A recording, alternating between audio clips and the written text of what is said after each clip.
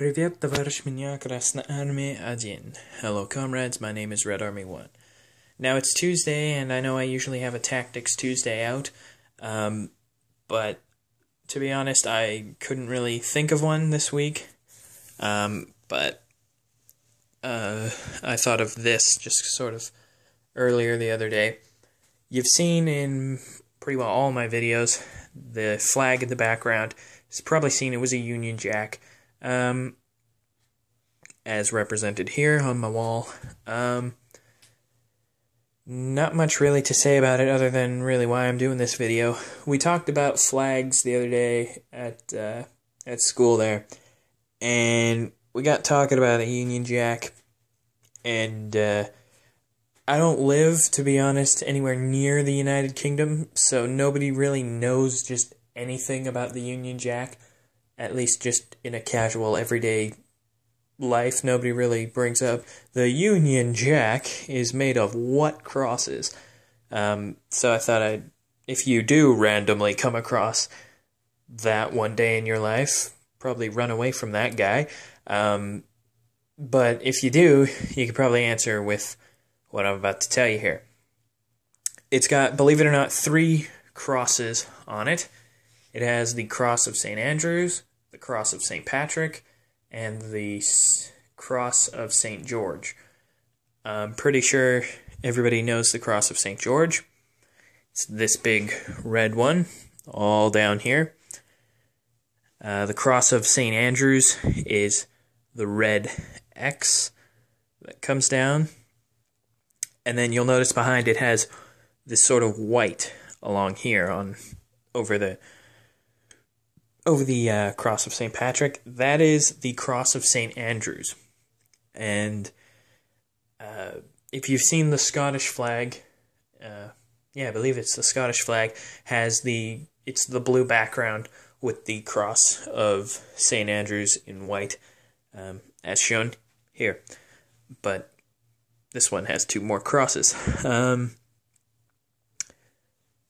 I knew earlier on, like when I got this flag, I just got it because when you look at it, the Union Jack, it's a powerful flag. It's a very respectful flag. It's a very respectable flag. And it looks good. And it looks cool. The Union Jack, back in, like way back here, I'm talking, we had to do a school project on flags, and we talked about the Union Jack, and I knew, and I still know that it has the Cross of St. George on it, but I didn't know anything else about it. But now I know, there's your St. George cross, St. Patrick's cross, and then your St. Andrew's cross. On to the colors of red, white, and blue. Yes, America. The British invented this long before you. So instead of really chanting USA, shouldn't we all be chanting Britannia, Britannia, Britannia? Let me know. I feel like that would be more appropriate and incredibly more effective. The blue, to my knowledge, it's to represent, what was it? It was to represent, I think, loyalty and prosperity, I believe. I'm not sure. I know it represents, loyalty. The red represents power, the blood of the nation, and oh my gosh, and something else. It's power, blood, and something else. I apologize. And then white represents prosperity. And that's pretty well all I have to really say about this Union Jack. Yeah, that's really all I know about the Union Jack.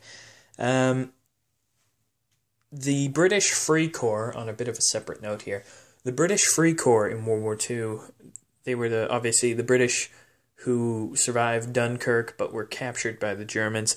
And then they made the British Free Corps, which I believe numbered something like 20, 30, maybe 40-ish volunteers. They had the little shield-type design patch on their left arm, on their left sleeve, and it was the Union Jack. But if you get one of those patches, I believe right in the center of the St. George Cross, it'll have, probably you won't be able to see it, I don't have a patch of it yet, it has a swastika, like sort of sewn very tightly, and it matches the red of the St. George Cross so well, you don't even see it. So if you get one of those patches, if you do British Free Corps, if you're just a collector, be mindful of that. So that's pretty well all about the Union Jack for right now. So really, until next time, comrades, Red Army 1 signing off.